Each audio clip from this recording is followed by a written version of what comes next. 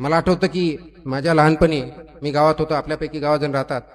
शाळेत गेल्यानंतर दुपारी लंच ब्रेक ज्यावेळेस असो त्यावेळेस घरात येऊन स्वतः आपला जेवण करायचं, ताट धुवायचं, शिक्यामध्ये भाकरी ठेवायची, या पद्धतीने आपण काम करायचं. आता आपल्या मुलांना जर हे सांगितलं की तुम्ही स्वतःचं ताट वाढून घ्या तर त्यांना येतं का, हा प्रश्न आपण स्वतःला विचारण्याची वेळ आलेली आहे. कारण अमेरिकेत जर गेलं तर पहिली दुसरीत जाणारा विद्यार्थी स्वतःचा ब्रेकफास्ट स्वतः करतो, जो की आपल्या लहानपणी म्हणजे आमच्या लहानपणी, आपल्या लहानपणी तर असेलच, पण नवीन पिढीच्या लहानपणी तो होता की नाही मला माहित नाही. आताच्या पिढीला ह्या गोष्टी नाही आहेत.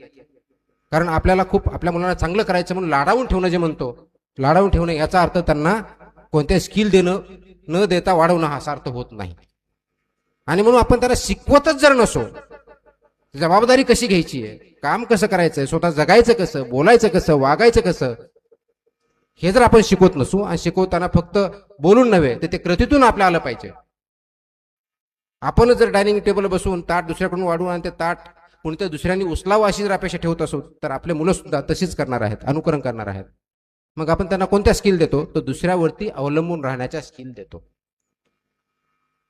समाजालाही आता तेच झालंय की आपणही आपल्या समाजाला दुसऱ्यावरती अवलंबून राहण्यासाठी आपण उद्युक्त करत आहोत. कुणावरती, प्रत्येक गोष्टीला शासनावरती. मग शासन म्हणतं शासन आमची जबाबदारी नाही आहे, आपली समाजाची पण तेवढी आहे, मग शासन पण दुसऱ्यावर राहणार, समाजावरती अवलंबून राहणार. ते अवलंबित्व कधी कमी करणार आहोत आपण आणि त्या आपल्या जीवनामध्ये कधी अंगीकारणार आहोत, हा खूप महत्वाचा प्रश्न. आणि ते एक दिवसात 2 दिवसात येणार नाहीये. त्यासाठी आपली जी ओरिजिनल संस्कृती होती, ज्यामध्ये ज्या काही चांगल्या गोष्टी होत्या त्या आपण पुढे नेल्या पाहिजेत. की स्वावलंबन हे जे होतं